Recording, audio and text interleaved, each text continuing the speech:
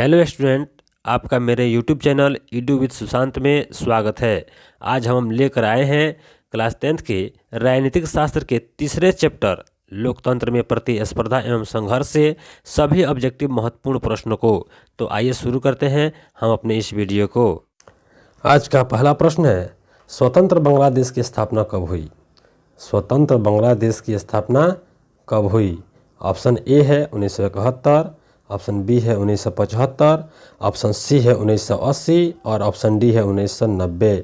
तो इसका correct answer होगा ऑप्शन ए 1971। अगला प्रश्न है, श्रीलंका में लोकतंत्र की स्थापना कब हुई? श्रीलंका में लोकतंत्र की स्थापना कब हुई? ऑप्शन देखते हैं। ऑप्शन ए है 1945, ऑप्शन बी है 1946, ऑप्शन सी है 1947 और ऑप्शन डी है 1948।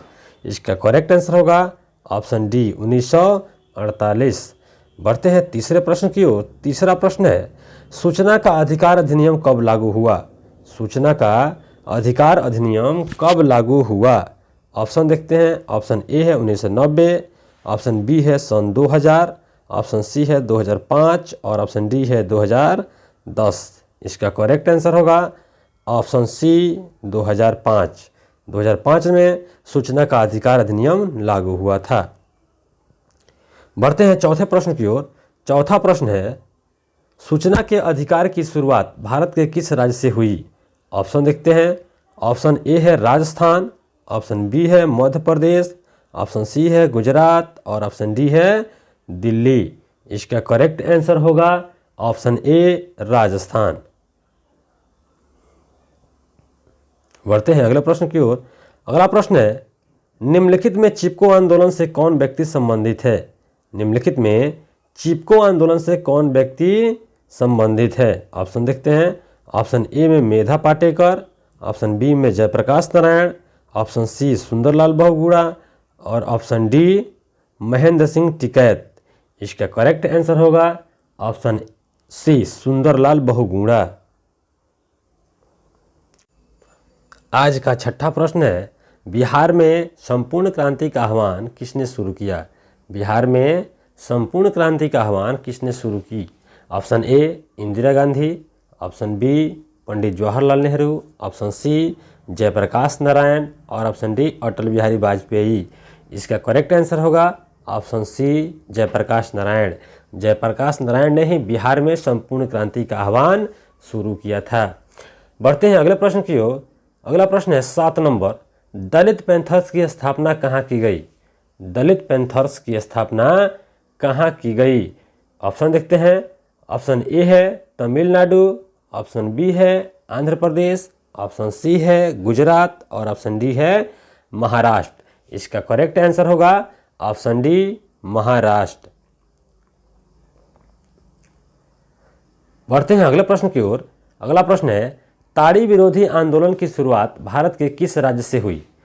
ताड़ी विरोधी आंदोलन की शुरुआत भारत के किस राज्य से हुई? ऑप्शन देखते हैं। ऑप्शन ए है जम्मू कश्मीर, ऑप्शन बी है आंध्र प्रदेश, ऑप्शन सी है उड़ीसा और ऑप्शन डी है मुंबई। इसका करेक्ट आंसर होगा ऑप्शन बी आंध्र प्रदेश। अगला प्रश्न है, निम्नलिखित में नर्मदा बचाओ आंदोलन से कौन संबंधित है? नर्मदा बचाओ आंदोलन से निम्नलिखित में कौन संबंधित हैं? Option A Sunderlal Bahuguna, option B Medha Patkar, option C Hargovind Bhagat और ऑप्शन डी चौधरी चरण सिंह। इसका करेक्ट आंसर होगा ऑप्शन बी मेधा पाटेकर। अगला प्रश्न है 10 नंबर। यह प्रश्न कहता है, जनता दल पार्टी का गठन कब हुआ? जनता दल यूनाइटेड पार्टी का गठन कब हुआ? Option A 1992, option B 1999, option C 2000 और ऑप्शन डी 2004। इसका करेक्ट आंसर होगा ऑप्शन बी 1999। 1999 में ही जनता दल यूनाइटेड पार्टी का गठन हुआ था। बढ़ते हैं अगला प्रश्न की ओर। अगला प्रश्न है, दल बदल कानून निम्नलिखित में से किस पर लागू होता है? यह प्रश्न भी काफ़ी महत्वपूर्ण है। VVI for 2023। दल बदल कानून निम्नलिखित में से किस पर लागू होता है? ऑप्शन ए है सांसदों एवं विधायकों पर, ऑप्शन बी है राष्ट्रपति पर, ऑप्शन सी है उपराष्ट्रपति पर और ऑप्शन डी है उपर्युक्त में से सभी पर। इसका करेक्ट आंसर होगा ऑप्शन ए, सांसदों एवं विधायकों पर दल बदल कानून लागू होता है। अगला प्रश्न है 12 नंबर, राजनीतिक दलों को मान्यता और उसका चिन्ह किसके द्वारा प्रदान किया जाता है? राजनीतिक दलों को मान्यता और उसका चिन्ह किसके द्वारा प्रदान किया जाता है? ऑप्शन देखते हैं। ऑप्शन ए है राष्ट्रपति सचिवालय द्वारा, ऑप्शन बी है प्रधानमंत्री सचिवालय द्वारा, ऑप्शन सी है निर्वाचन आयोग द्वारा और ऑप्शन डी है संसद द्वारा। तो इसका करेक्ट आंसर होगा ऑप्शन सी, निर्वाचन आयोग द्वारा। 13वां प्रश्न है, निम्नलिखित में किस देश में बहुदलीय व्यवस्था नहीं है? किस देश में बहुदलीय व्यवस्था नहीं है? Option A Pakistan, option B Bharat, option C Bangladesh और ऑप्शन डी ब्रिटेन। इसका करेक्ट आंसर होगा ऑप्शन डी ब्रिटेन। ब्रिटेन में बहुदलीय व्यवस्था नहीं है। नेक्स्ट प्रश्न है 14 नंबर, गठबंधन की सरकार बनाने की संभावना किस प्रकार की दलीय व्यवस्था में रहती है? गठबंधन की सरकार बनाने की संभावना किस प्रकार की दलीय व्यवस्था में रहती है? ऑप्शन ए में है एक दलीय व्यवस्था, ऑप्शन बी में है द्विदलीय व्यवस्था, ऑप्शन सी में है बहुदलीय व्यवस्था और ऑप्शन डी में है इनमें से कोई नहीं। इसका करेक्ट आंसर होगा ऑप्शन सी, बहुदलीय व्यवस्था। आज का 15वां प्रश्न है, निम्नलिखित में कौन सा कार्य राजनीतिक दल नहीं करता है? यानी निम्न में से कौन सा कार्य राजनीतिक दल नहीं करता है? ऑप्शन देखते हैं। ऑप्शन ए चुनाव लड़ना, ऑप्शन बी सरकार की आलोचना करना, ऑप्शन सी प्राकृतिक आपदा में राहत संबंधी कार्य और ऑप्शन डी अफसरों की बहाली संबंधित कार्य। तो इसका करेक्ट आंसर होगा ऑप्शन डी, अफसरों की बहाली संबंधित कार्य। 16वां प्रश्न है, निम्नलिखित में किसे लोकतंत्र का प्राण माना जाता है? यह प्रश्न काफ़ी इंपॉर्टेंट है 2023 के दृष्टि से, इसलिए इसका स्क्रीनशॉट ले लें और इसे हमेशा ध्यान में रखें। निम्नलिखित में किसे लोकतंत्र का प्राण माना जाता है? ऑप्शन ए सरकार को, ऑप्शन बी न्यायपालिका को, ऑप्शन सी संविधान को और ऑप्शन डी राजनीतिक दलों को। इसका करेक्ट आंसर होगा ऑप्शन डी, राजनीतिक दलों को। बढ़ते हैं अगले प्रश्न की ओर। अगला प्रश्न है, राजनीतिक दलों के नींव सर्वप्रथम किस देश में पड़ी? यानी राजनीतिक दलों की स्थापना या नींव सर्वप्रथम किस देश में पड़ी? ऑप्शन देखते हैं। ऑप्शन ए है ब्रिटेन में, ऑप्शन बी है भारत में, ऑप्शन सी है फ्रांस में और ऑप्शन डी है संयुक्त राज्य अमेरिका में। इसका करेक्ट आंसर देखेंगे। इसका करेक्ट आंसर होगा ऑप्शन ए, ब्रिटेन में।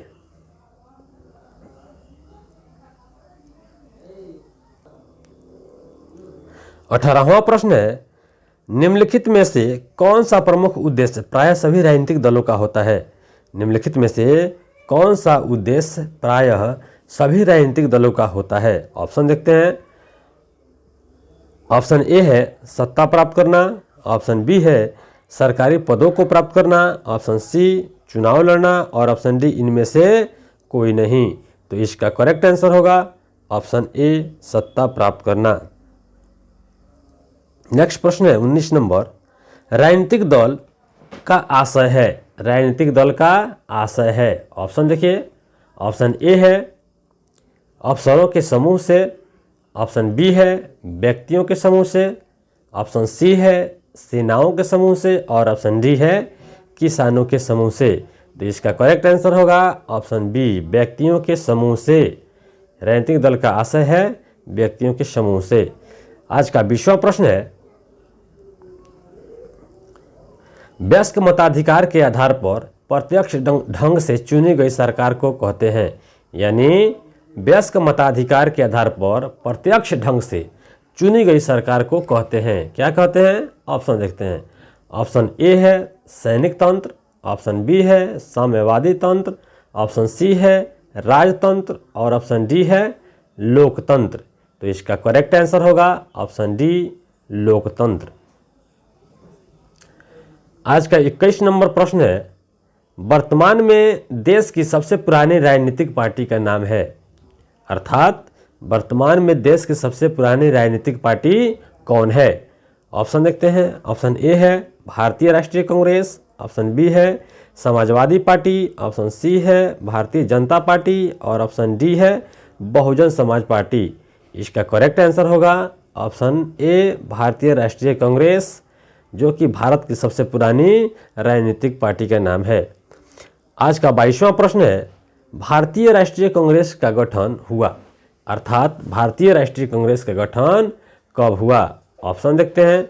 ऑप्शन ए है 1885, ऑप्शन बी है 1895, ऑप्शन सी है 1905 और ऑप्शन डी है 1925। तो इसका करेक्ट आंसर होगा ऑप्शन ए 1885। 1885 में ही भारतीय राष्ट्रीय कांग्रेस का गठन हुआ था।